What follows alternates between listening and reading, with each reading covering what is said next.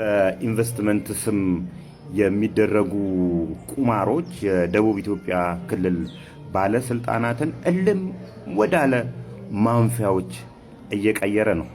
ይህንን በማስረጃ ለማስደገፍ ያህል ይህ የምታዩት ግለሰብ ብርሃነ መስቀል ክንፈ ይባላል። የማራማይን ባለቤት ነው።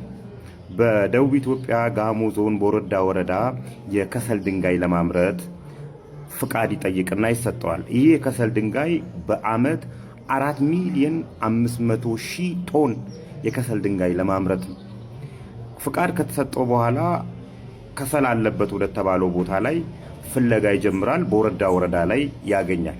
ቦረዳ ወረዳ ላይ ፍቃድ ካገኘ ከሰሉን ካገኘ በኋላ እነዚህ ባለስልጣናት መኖሩን ካረጋገጡ በኋላ ያንን ቦታ ለ55 ባለሀብቶች ነን ባዮች አከፋፍለው ይሰጣሉ።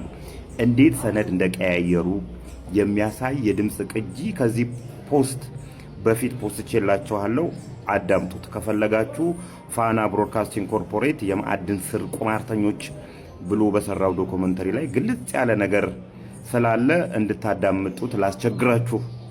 ይህ ሰውዬ ወደ ክልሉ ውሃና ማዕድን ቢሮ ይመለስና ለምንድን ነው እኔ ባገኘሁት እንትን ላይ ደብል ፍቃድ የምትሰጡት ብሎ ሲጠይቃቸው የተመለሰለት መልስ ግን ሌላ ነበር። ከዛ በኋላ ወደ ፍርድ ቤት መሄድ ነበረበት። ፍርድ ቤት ሄዶ እግድ አወጣባቸው። እነዚህ 55 ባለስልጣናት ማለት ባለ ሀብቶች ላይ እግድ ይወጣባቸዋል። እግድ ከወጣ በኋላ ያንን እግድ ግን የክልሉ ጸጥታ ቢሮ ሊያስከብረው አልቻለም። እንደገና ለመጀመሪያ አንብቡት። ይሄን እግድ እንግዲህ ፍርድ ቤት መከላከያን ለመጀመሪያ ጊዜ ሲያዝ ይሄ ይመስለኛል እና መከላከያ ጭምር ገብተህ አስቁም፣ ፍርድ እስኪሰጥ ድረስ አስቁም ብሎ እግድ ይወጣበት ነው። ይሄን ያህል ማንፊያ ሆነዋል። ይሄንን እግድ ለመከላከያ ከተጻፈ በኋላ ምን ያደርጋሉ? ከደቡብ ኢትዮጵያ መተው ማለት ነው፣ ከጋሙ መተው ይሄ ብርሃነ መስቀል የሚባለውን ልጅ አዲስ አበባ ላይ አፍነውት ይዘውት ሄዳሉ።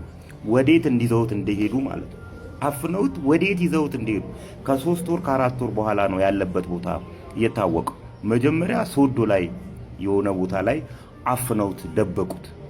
እዛ አካባቢ ያሉ ወጣቶች ይሄን ብርሃነ መስቀል የዛው አካባቢ ላይ ስለሆነ ስለሚወዱት ወደ አርባ ምንጭ ይዘውት መጥተው ይዘውት መጥተው ምንም አይነት ክስ ሳይመሰርቱበት 4-5 ወር ሙሉ አፈኑ ትላችኋለሁ።